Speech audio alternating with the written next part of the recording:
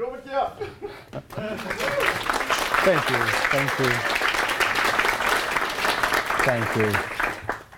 So I was planning on starting the presentation with who I am, but Marcus ruined that for me, so thanks. But I am a game designer, but I worked in a bunch of different areas during school and after school. And I graduated last year. And during school, I co-founded Freshly Squeezed, and have worked there since as a game designer, level designer, producer, and I've dabbled in a bunch of things like particle effects and a bit of everything. And during school and after school, we made the game Defunct. And we started it during school, during a school course project, a big game project, and kept working on it during school and after school as well, and then we released it. So my talk today will be about the process of making that from concept in school before big game to working on it in the school course and during our third year, and also after school, full time. And also the meat of the presentation or the talk is 10 mistakes, and according to me was probably the 10 biggest mistakes we did. And hopefully you don't have to make them, and hopefully you can remember this. And so just out of curiosity, how many in here are first years? Show of hands. And second years? And third years? All right, so it's a pretty even spread. So hopefully these mistakes is applicable to when you make games during theme park or big game, or if you just want to make a game and release it. But what is Defunct? So it's an adventure game. Or first of all, how many in here have heard of Defunct or played Defunct? All right, so a lot. Yeah, so it's an adventure game, third-person adventure game, and you play a robot that falls out of a cargo ship, and you have to travel through a world and try to catch up to the cargo ship because you want to go home. And the focus of the game is on flow, speed, and an interesting world. And the unique thing about it is the Gravity's engine, which is the acceleration/movement system, which you have to use this engine to increase the weight of the main character, the robot. And if you use it downhill, you gain speed. But if you use it uphill, you lose speed. So basically, you travel through the world using this mechanic to try and have good flow and speed. And I'll show you a trailer.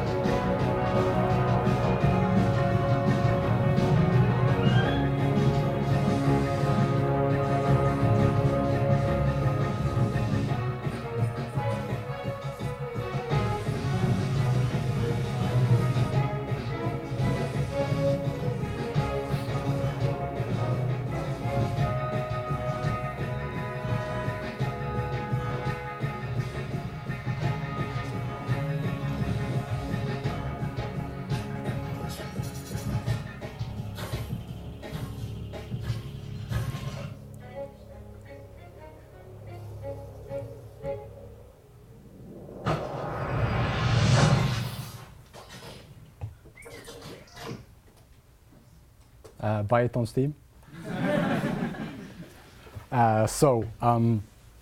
The team. During the production, we added more and more people. from concept to the end after school, because we realized, that the game grew, and we realized we needed more people for more things. And the ones you can see on the left in the white square are the original team, which we had during the concept, and we're also freshly squeezed. So we had 2 programmers, 2 artists, 2 designers, and an animator. And when the big game course began, we added 1 sound guy. He made all the music and the sound effects for the big game demo or vertical slice. And later, after school, we added another sound guy because we realized we had so much music and sound effects we needed. So we added 1 sound guy to do all the sound design and the effects, and 1 guy to do the ambient sounds and the music. So at the end we were 9 people total, as you can see, and the roles we had were very broad, broader than just designers, as you can see here. So for example, I'm a designer, but I worked in game design, level design, I did testing, I did some particle effects, I did some graphics, I was a producer, so I did schedules, I helped with budgets, and I pretty much dabbled in everything, which is fun, I love it. And this is very often the case in indie studios, because you're so few people that usually one person can't just do one thing. So if you're into that, if you're into doing different things in game development and being part of the whole process, I really recommend working in smaller teams. And if you don't like that, you just want to focus on your thing, then bigger teams is probably a better fit. And so the process of making it. This was a long process, and it had many similarities with Frog Climbers. And pretty much all the points he made during school I agree with, and it's really hard to work. But anyway, the first start was one of the designers, Jonathan's concept. He had a concept with a game that had no standard movement mechanic, because it's so taken from granted that you can just move with WASD or a stick or whatever. So he wanted to do something that took that movement mechanic and made something interesting with it. And so he came up with the idea, and we got the group together, and he pitched it to us, and we saw potential in it. And yeah, we kept developing it together. And then Jonathan pitched it to the teachers, and eventually it got approved. So then big game started, and this part of the development, we stayed true to the core mechanics of the game, but we worked a lot with testing feedback through the whole of big game, rather than working towards a big vision of the game. The ultimate goal was just to make a really fun game that people enjoyed, and we not really, or we didn't focus a lot on the vision or a vision. And GGC 2014 came around after big game, and it went really, really well. People loved it, and we got nominated for 6 out of 7 Swedish Game Awards categories, and 1 Game of the Year, which you can't get nominated for. So that was great, and as Marcus said, Unite as well. We were nominated for Best Student Project.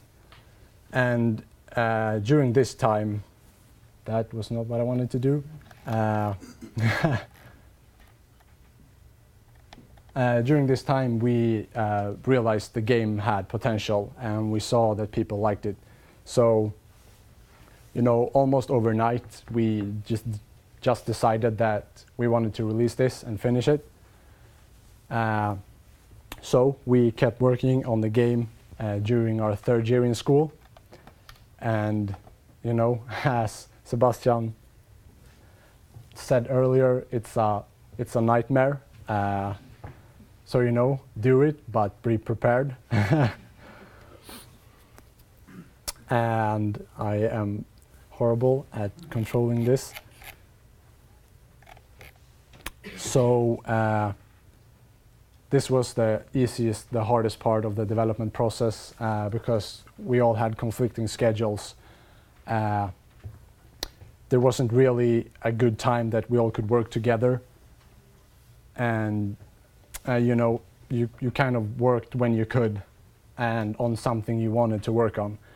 Because we didn't have time or energy to actually sit down and, you know, design the game completely and make schedules and everything. So we just kind of went with it. And I...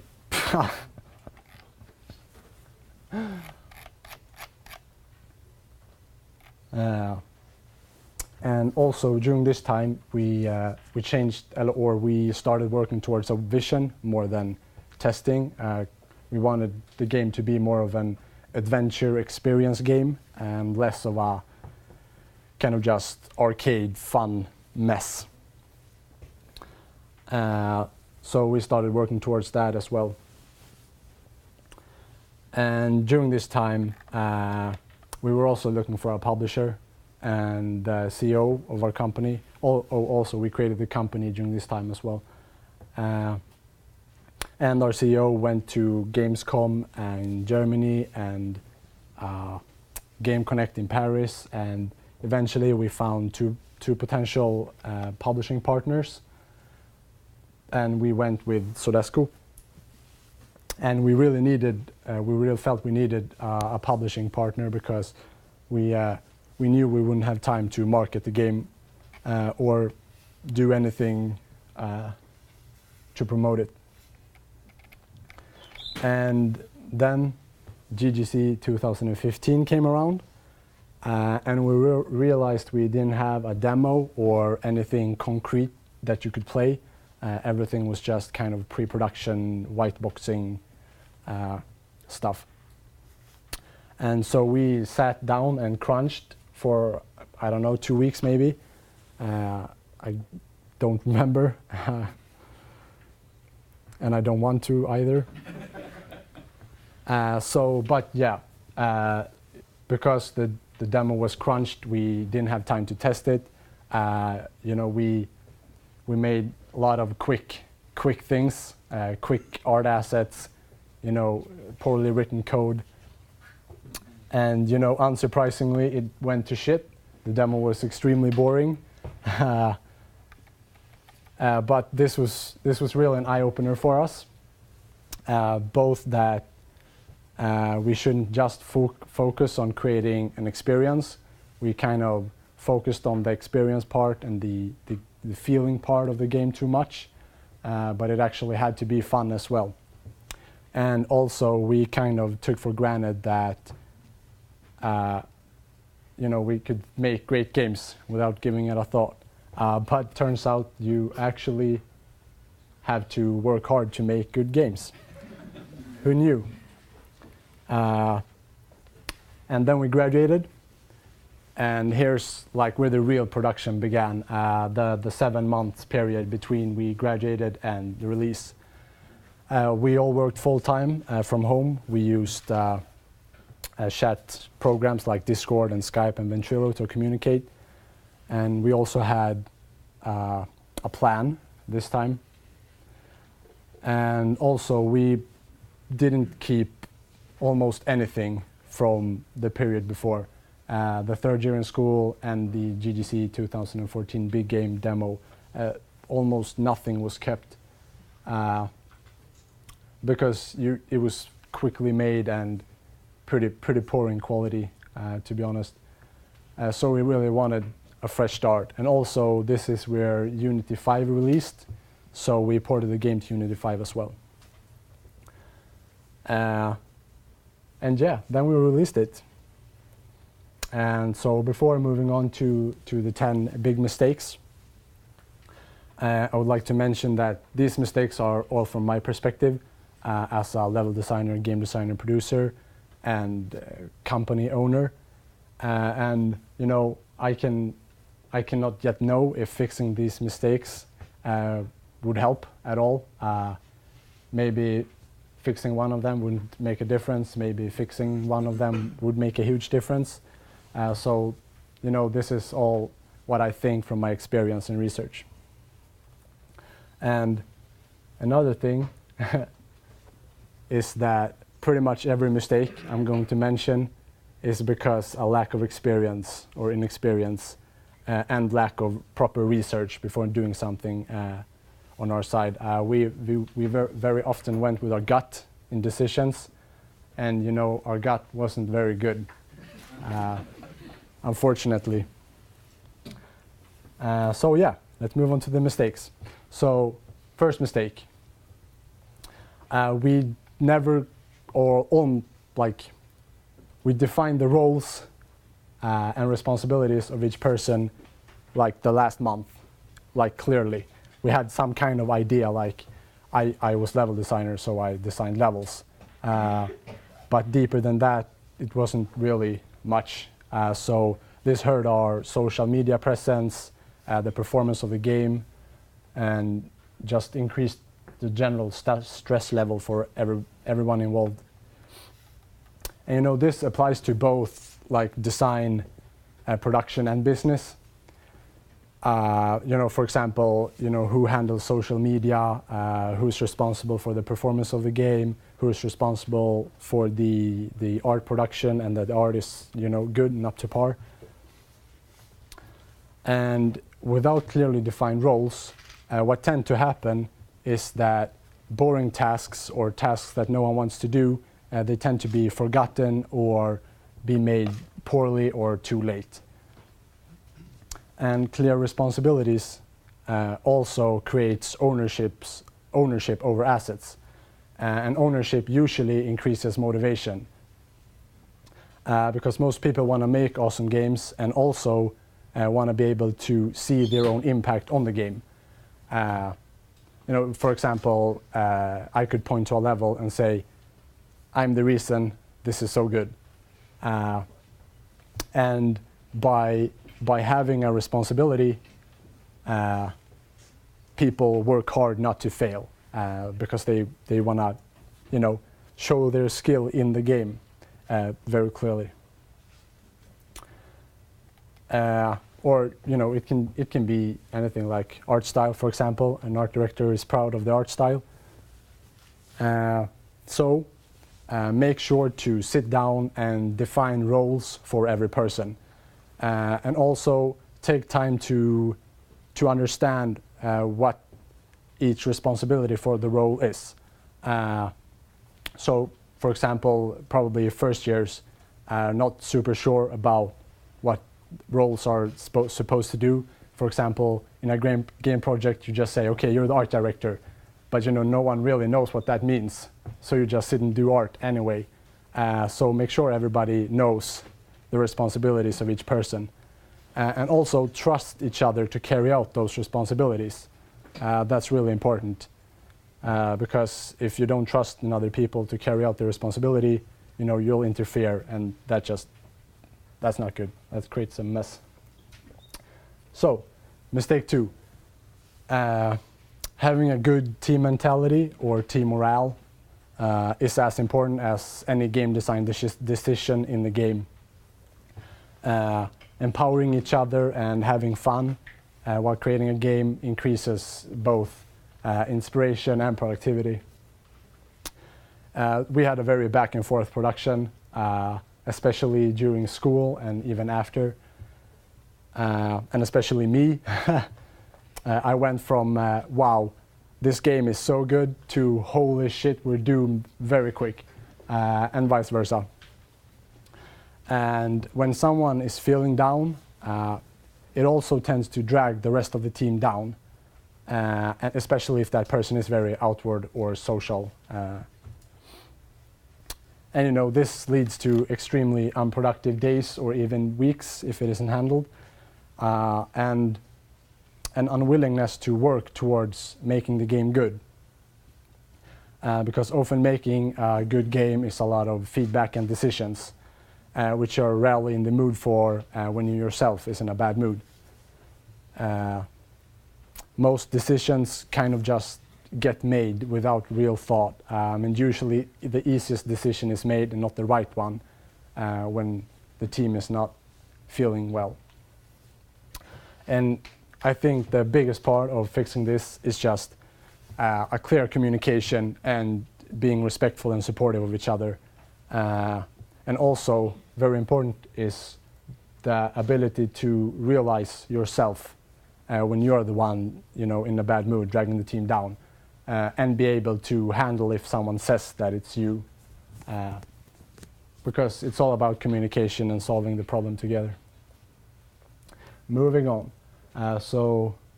Now they're more of a design production things. So the game was never actually completely designed. And you know, you never fully understand why you want the game to be completely designed until you make a game that's not. It's really hard. Without a complete design, everyone have a really hard time seeing the whole game together and get a clear overview of the game. And it's also really hard to understand all the systems and mechanics and art style and everything together if they aren't designed in the beginning together. And this can lead to games feeling like there's just a bunch of systems and mechanics thrown together and not necessarily a complete experience. And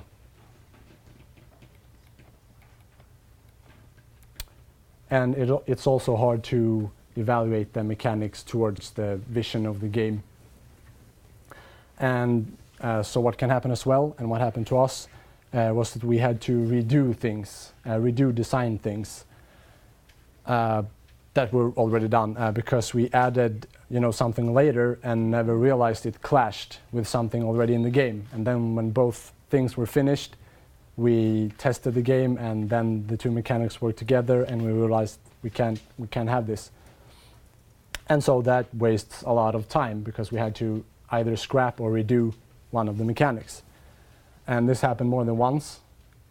So, you know, make sure to have a proper pre-production and make sure to design as much of the game as possible. And that can be really hard, but at least you have to try. And it's really hard without experience. But a thing I found helped me was that you imagine yourself playing your game in detail, and you write it down while you imagine it, creating a player story. And this really helps you think about playing the game and realize things you need to include. And also to practice this, you can also just imagine you can play your favorite game and just write down the player story while you're playing your favorite game. What exactly are you doing and what's happening on the screen all the time. And mistake number 4, as well as never really completely designing the game, we didn't really document all the things we had designed either, or creative decisions, or style guides, or anything. We documented some things, but it was all very lazy. And we thought that constant communication would actually be enough, but turns out it wasn't. So some decisions were forgotten, and we had to redo design meetings just because we forgot what we decided the week before, because everybody, you know, drank alcohol on the weekends. And also only verbal communication can also easily lead to misunderstandings. when you write things down and show with pictures, there's much less room for something to be misinterpreted. And also writing things down helps yourself think about what you're designing or what you're doing, because you have to, think about it more when you write it down. So, to fix this, have some documentation. Write things down as you decide them. And also, going back to the first mistake, I think it's also really, really super important that everybody knows who is responsible for updating the documentation. And that's a really big part we missed, because everybody thought someone else would update it. And then we had, 1 year old design things. And when we looked through them, we're like, this isn't the game, what's this? So, make sure you decide who's responsible for updating each document.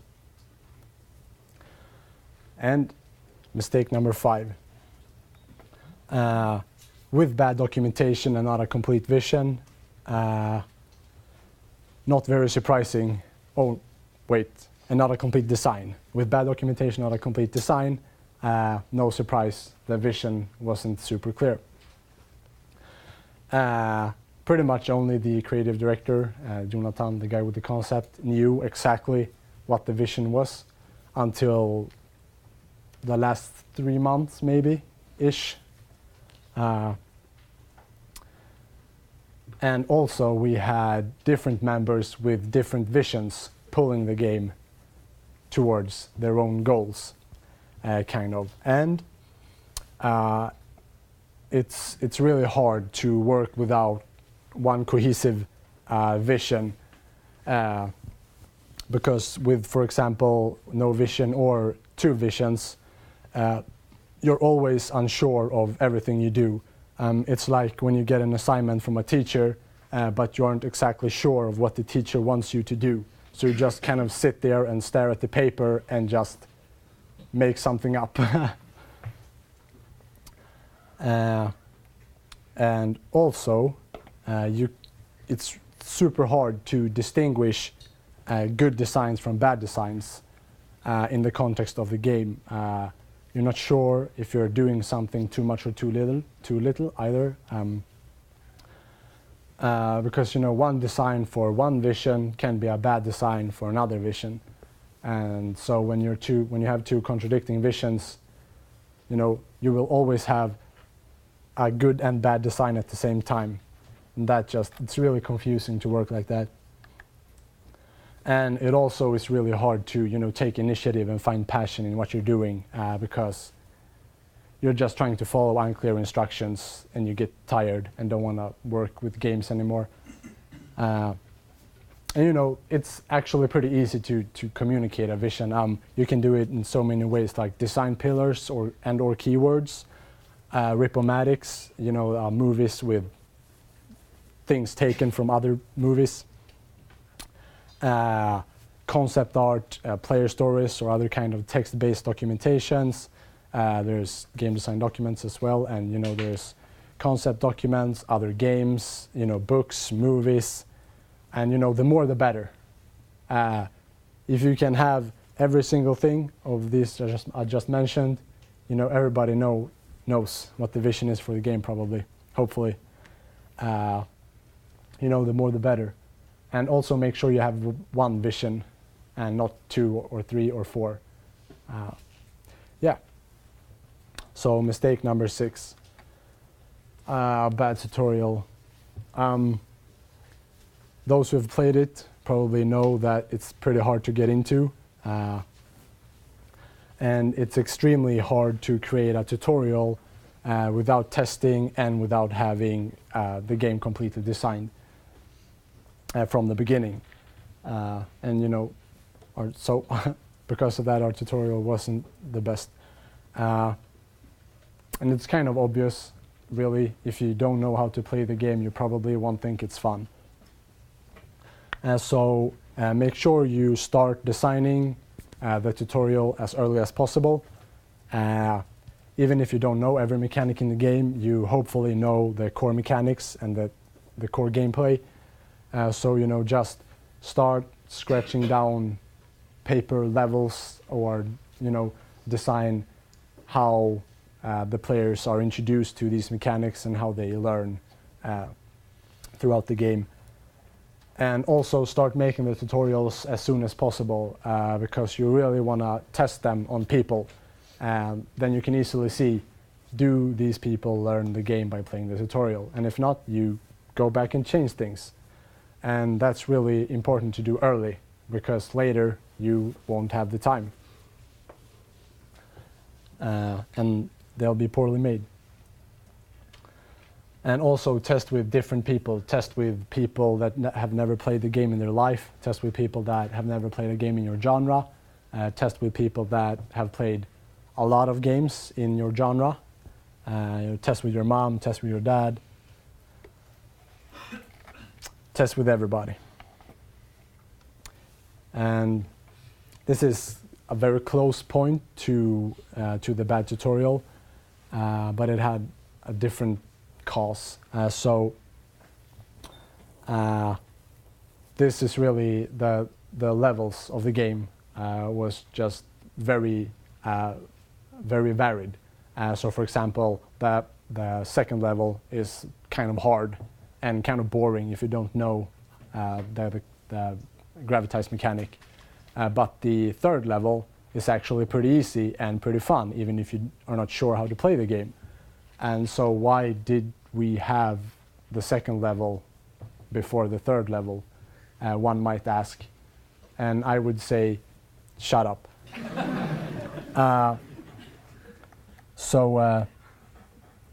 You know, we made this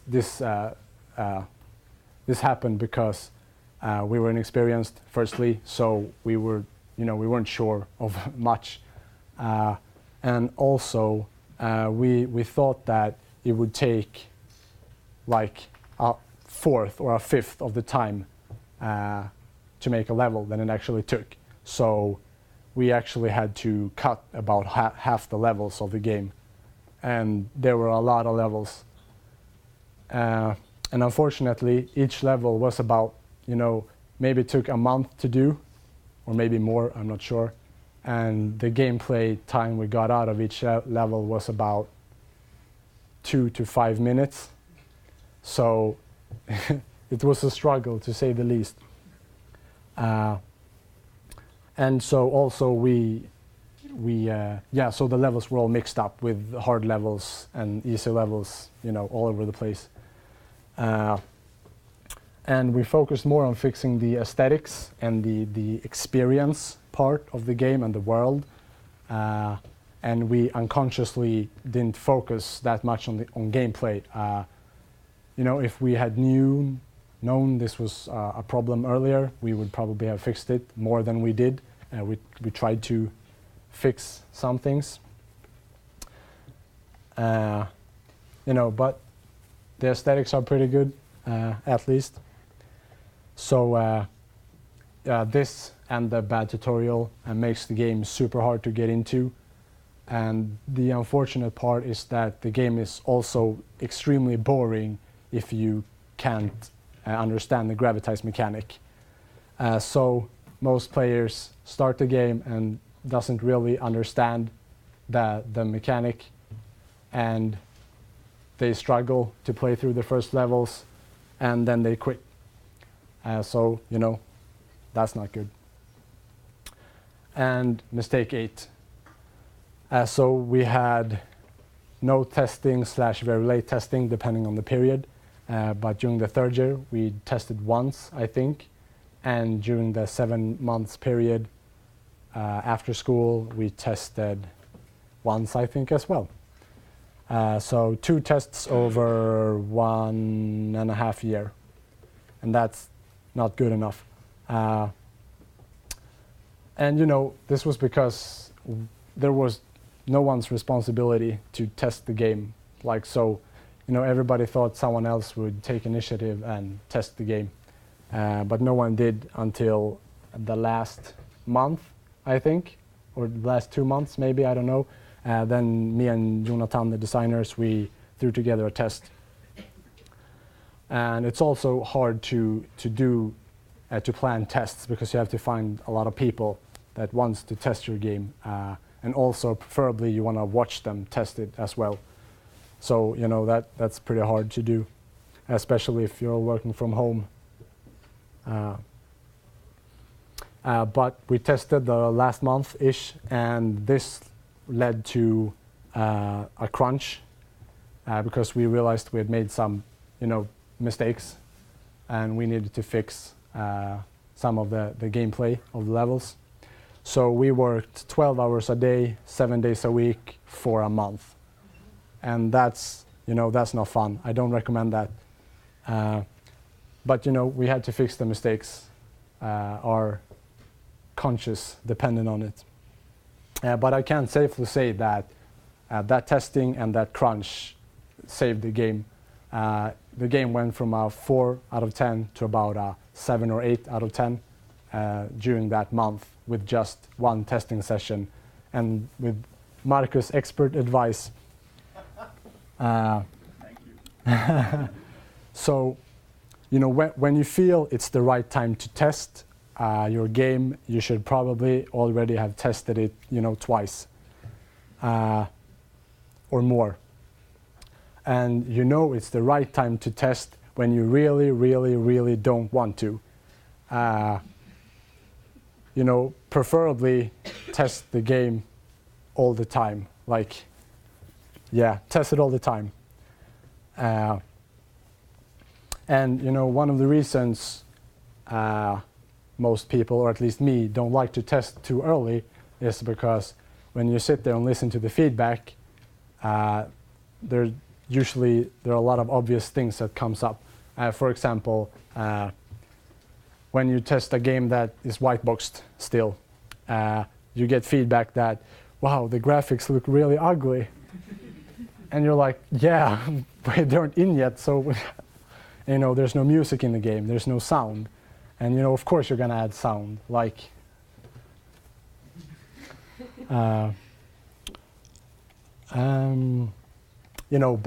sometimes you can get some extremely valuable feedback, and for example, you see if people learn the game or don't, and stuff like that. So it's really important. There are some feedback gems there that can help you a lot. And also, it really helps to look at people play the game, as I said before. And this is also something, because then you don't get the useless feedback, because you can just look at them and see how they play and what they do, and that might inspire you to make changes. Like, for example, I read an article that Fat Shark tested their game Warhammer Vermintide, and during the testing, people always tried to kill cows on a level, but they couldn't be killed, and so they made it so they could be killed. So people were happy that they could kill the cows, which sounds horrible, but it's a dark fantasy world. Of course, you have to kill some cows. And also make sure to test the whole game as well, together as a whole experience. And also make sure you have time after to fix things, and so you don't have to crunch. And that's really important, especially when you test the whole game, because you feel you're very nearly finished with the game, and you think you don't need so much time. But after you test it, you're gonna realize that you need more time. And mistake number 9. So these two last mistakes are very business focused. So I guess if any of you are planning on releasing a game and earning money, now's the time to listen. So no community building. So what I mean by this is we didn't build a community while developing the game. So we never really talked about the game online, barely. And we thought our publisher would, but usually publishers are more focused on the marketing side, not necessarily the community side. Sometimes they are, sometimes they're not, but make sure if they aren't, then you have to do it. So talk about the game all the time during production, because we didn't until like 3 weeks before release, if that. And something once a day, if possible. Twitter posts like concept arts, videos, dev blogs, film, walk around the studio if you have one and film, talk to people making the project. And also, the more videos and pictures, the better. You want to show your game, not necessarily just write text about it. And don't be afraid to post work in progress pictures either. It's really interesting for people to see what happened behind the scenes. So, show them. And this creates a community that like your game before you even release the game.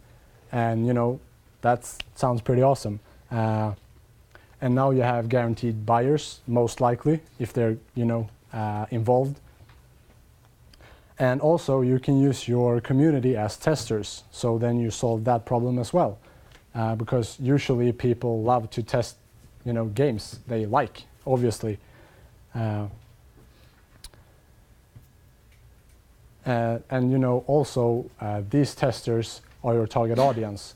So these testers actually provide very good feedback, even if the feedback might be not as good. But because they're your target audience and they're persons that's going to buy your game, their feedback is more important. And you can make more impactful decisions because of that feedback. And when you release it, you get some money. And also, this is kind of close. So we had no post-release plan. And, when you release the game, it might not go super well. But by not having a post-release plan at all, you absolutely tank your team morale. Like, especially if you worked on the game during school, you never want to see the game again. Just making this presentation almost makes me puke. Like, oh. And yeah, also you feel done, because when you release the game, you think this is the end. Like, so you're excited to move on to the next project. But remember to after you release the game, show it at events. Keep talking about it online. Maybe create some fun contests. That takes usually a little effort. Maybe make a DLC. And increase the player base by working on the game. And especially if your game gets good reviews, because then the game has potential. Then what's missing is just people to see it, usually. And a post-release plan also helps you look at the release as just another milestone of the process of making the game and not the end. So you can keep your team morale up, because everybody is prepared to work 6 months after release as well. And also, another important thing is, usually with a small team, it can be really hard to build a community while working on the game. But after you release the game, you have probably some people that have more free time over. And so they can then focus on creating and building the community.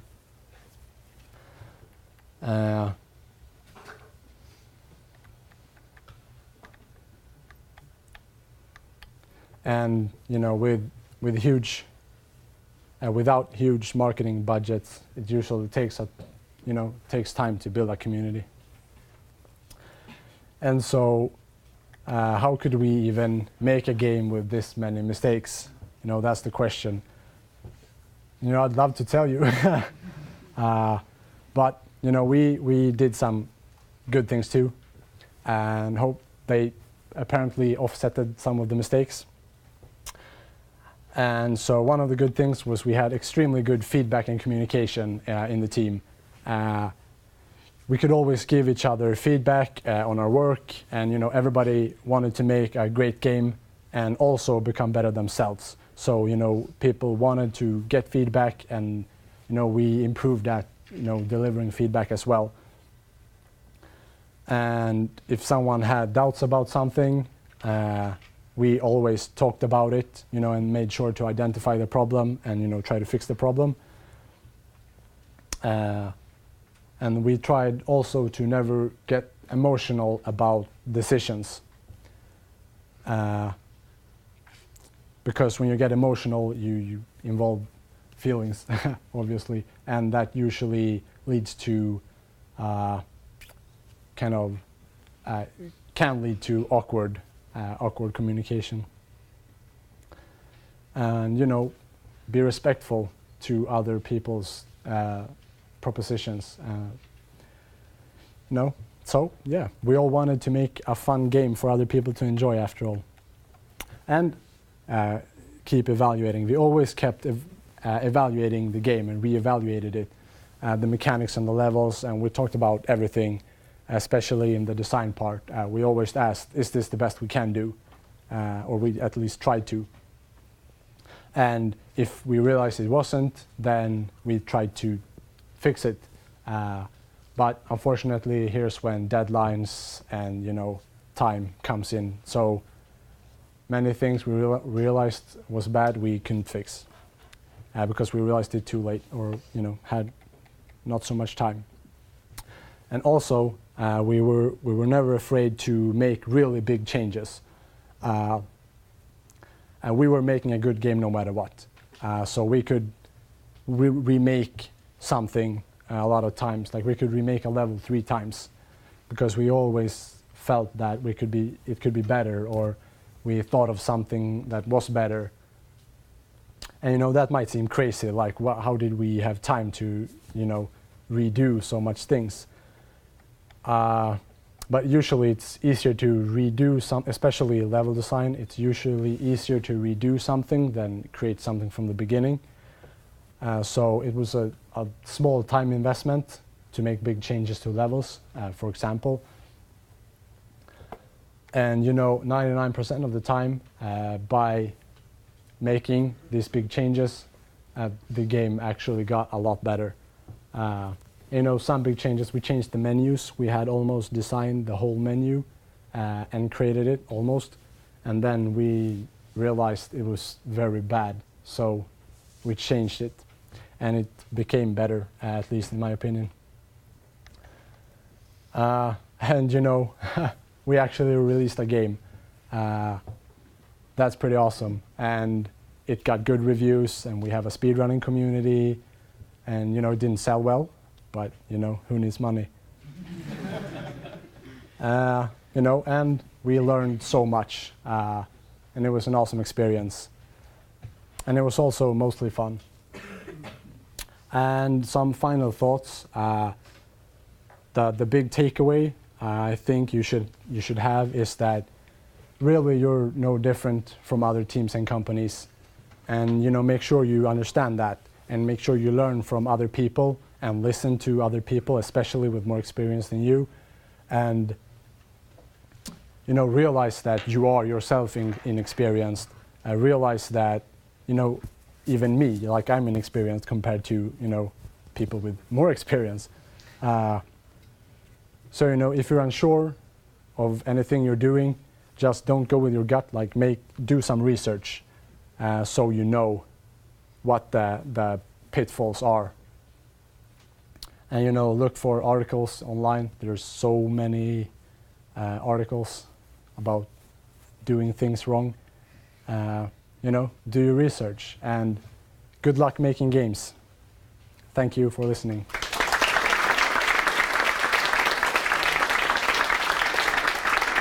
I think we have time for some questions, right?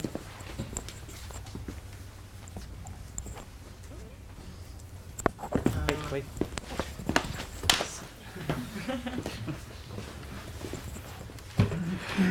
Yeah, you spoke about the vacillating temperament of the team before. Yeah. How it went from being extremely happy to being extremely, well, Unhappy. yeah, the opposite, sir.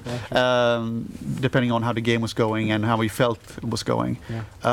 Could you give any specific examples of that and how you resolved the sudden dip? Okay, so for example, myself, when I work on a level a lot, like I've worked on the same level for a month, you become so used to the level that you can't identify if it's good or bad. So what happened with me then was that I, especially because we didn't test the game so much, so I looked at the whole game like that, because I've been sitting on my seat for 4 months, just working on the game, just looking at the game, so I could become really unsure of what if we were doing were good or bad. So I would think it would be, I would think it was bad. And I was very verbal about that. So the other designer, Jonathan, eventually he just said, just shut up, like, you'll do fine. And so it's hard to resolve, honestly. I'm not sure we did. I try to look at things positively and we try to test the game and see if other people liked it, and if they liked it I could see that, so then I felt better. But it's really hard. Each and every person really have to know themselves and be able to control their feelings to not create bad morale. But I just stopped talking when people said I was in a bad mood. So yeah, that answers your question. Or yeah. Another question, Marcus, and back there. Thank you. Yeah, I handed over a pretty thick PDF file with feedback after your first tests, and I remember this so well that you had a form that you filled in, and then it was like additional feedback, and I just started to writing, and then I couldn't stop. So that was a pretty thick file you got there, and then you had said like pages, I think. And then you said like, yeah, we're gonna call you up on Skype and have an interview with you as well. So, and when we decided that, then I asked like, okay, so when we're gonna have this chat, and you said like, no, I think we got everything we need from you. And I was like, shit, I pissed them off. Fuck. No, but I was going for is that what other big changes did you make after that testing? Not just based on my feedback, but other feedback that you gained from that test? It's hard to remember, but it felt like we changed everything. One thing was that we realized that the levels weren't as fun as they could be gameplay-wise, not just from your feedback, by just talking to everybody. So we went through every level and just thought about how could we make this level more fun. And what more did we change? We removed a whole mechanic from the game. I think that was after your testing feedback, I'm not sure. Yeah, it was. Yeah, I think it was. So we had a rope mechanic. You could grab a rope and swing over holes in the ground. The first level, for those of you who've played it, there were a lot of vines you could swing there. But the mechanic was super bad explained and kind of looked wonky. And everybody we tested on didn't understand that and just thought it was bad. And so we didn't have time to fix it, and we just said, fuck this, scrap it.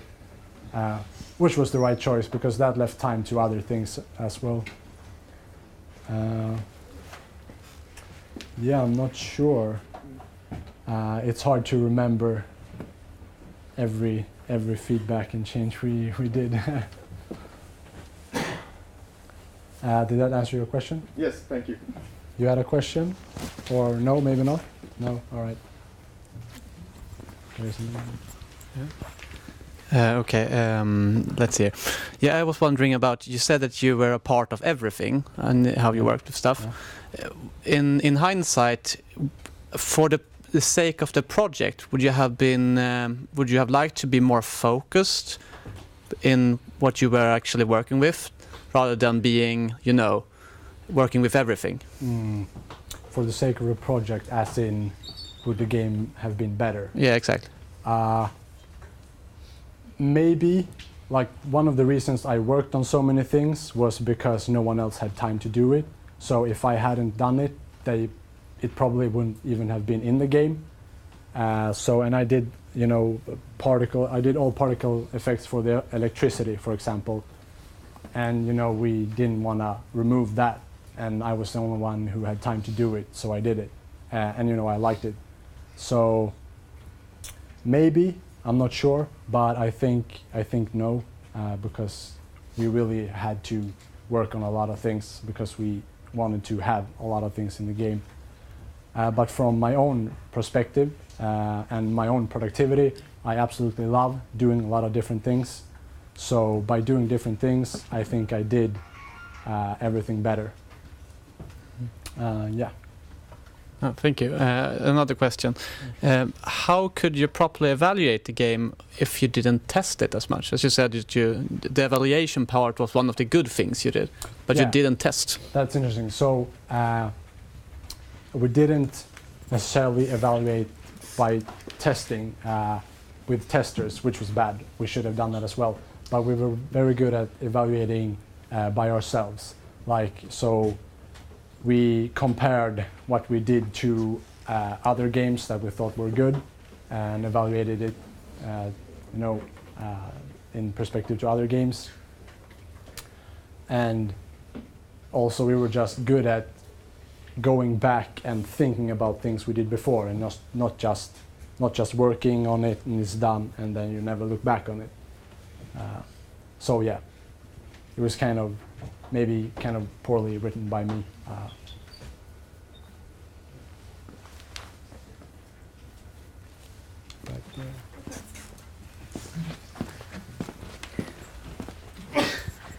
So thanks for sharing the experience, Robert. And I still love the game, so I hope you guys get to continue. Thank you. One thing I think it's very interesting, you went through the typical experience of you're just starting a company, you don't have an office space, you have to work from home. Can you tell us how you managed to keep focus and also keep the communication working, even though you're working at different locations and you have, to balance home and working at the same place? How we did that? Yes, because you said your communication was always very good, even when you're working remotely like that. So that was actually one of the biggest concerns we had when we were about to quit school, was, the communication, like how would we solve that? And, pretty much everybody in the team is very social. And so we had morning meetings. So everybody went up and sat together with voice chat at 10 in the morning every day. And that really helped to it was kind of an imaginary office meeting. And so that always helped the communication, always kept the group together. And also we used Ventrilo and Discord a lot. And those programs are like server programs. So you kind of have a room or rooms in the programs. So we had like a design room, but with chat programs. So it was kind of a online office, and that really helped a lot.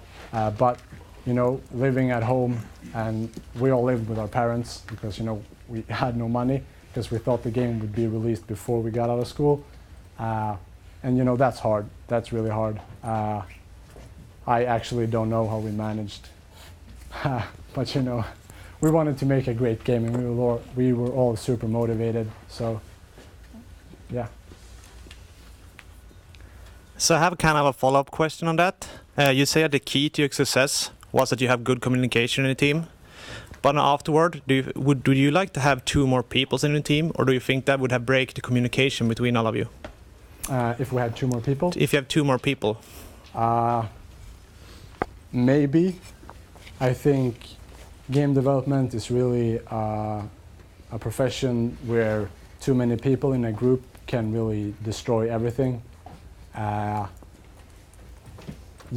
I think we wouldn't have done that. Both the sound guys, they weren't communicating with the team. They were only communicating with one person. And I think if even they had been a part of the like core company, we would probably have been a bit too many. I'm not sure. Like, we were pretty damn good at communicating, so we might have solved it, but it would have been harder for sure.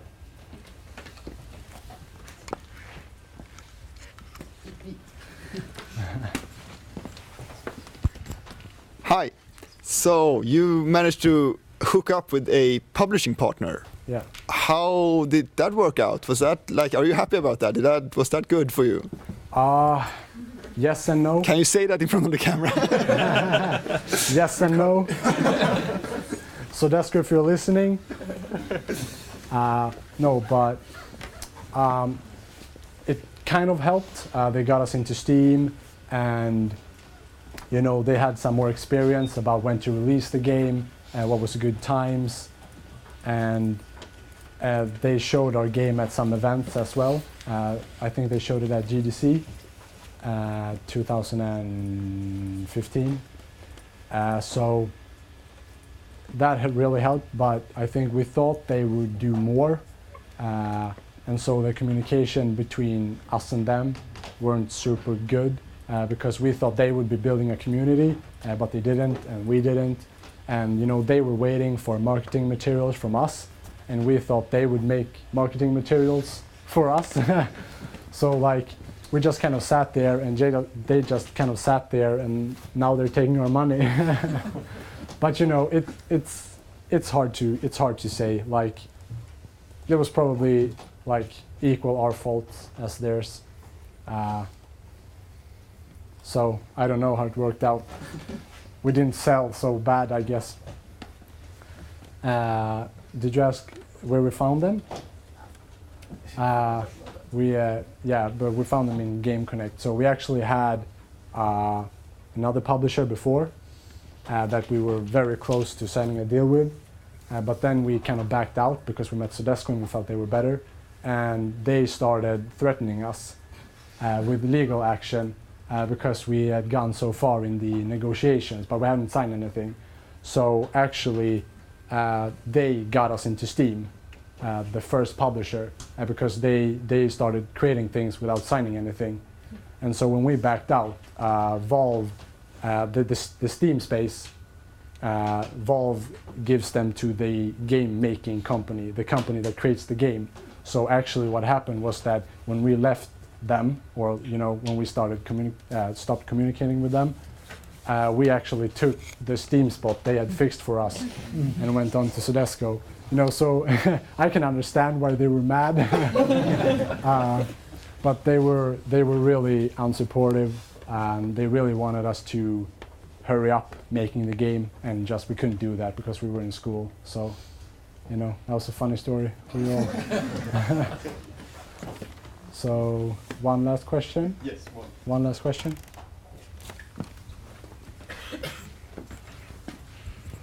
This might be a big question, so we can narrow it down. But if you would have gotten the chance to, you know, redo everything from the start, what would be the most important things that you would have changed with the project?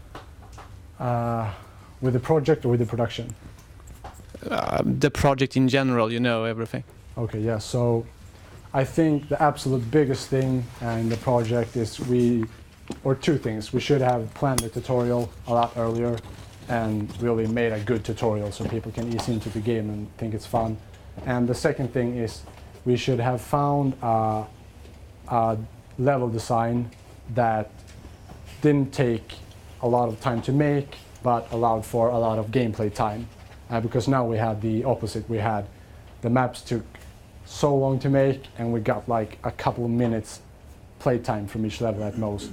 So if we would have, you know, if we would have changed that, the game might have been like a couple of hours long, and then players could more easily, you know, learn the game. So yeah, that's the biggest thing from my perspective, at least. All right, thank you.